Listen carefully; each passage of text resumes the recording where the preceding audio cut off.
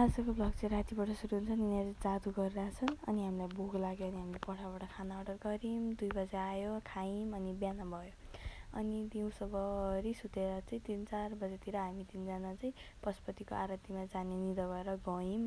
अनि फर्स्टमा चाहिँ त्यति धेरै मान्छे थिएनन्, तर एकछिनपछि चाहिँ एक्कासी कति धेरै भिड भयो। अनि त्यसपछि आरती भइरहेको थियो नि, हामीले आरतीमा एकदम मजा आयो।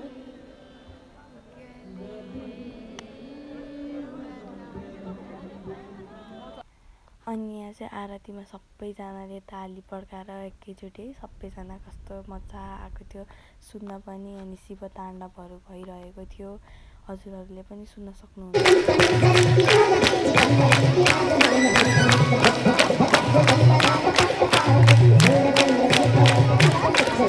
त्यसपछि चाहिँ हामी घर फर्किन आँटेको थियौँ, तर के अरे त्यहाँ माथि मेन मन्दिर पनि जाऊँ न भनेर आयौँ, सोच्यौँ। अनि तल यो चाहिँ आरतीबाट निस्किँदै गर्दाको बेला हो। अनि त्यतिखेर चाहिँ एकदम भिड थियो होइन।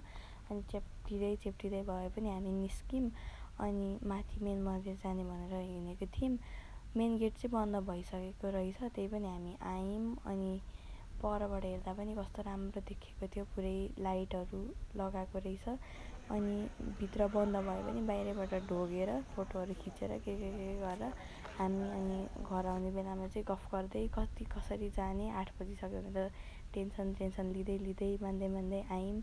अनि निलो माइक्रोलाई आधी घन्टा जति पर्ख्यौँ तर आएन। अनि त्यसपछि फाइनली आयो। अनि त्यो माइक्रोमा पनि चेप्टाचाप्टी हुँदै जसरी तसरी भए पनि हामी घर आइपुग्यौँ। यो चाहिँ हामी माइक्रोमा हुँदाखेरिको बेला हो। र आजको भ्लग यति नै। Thank you, by by.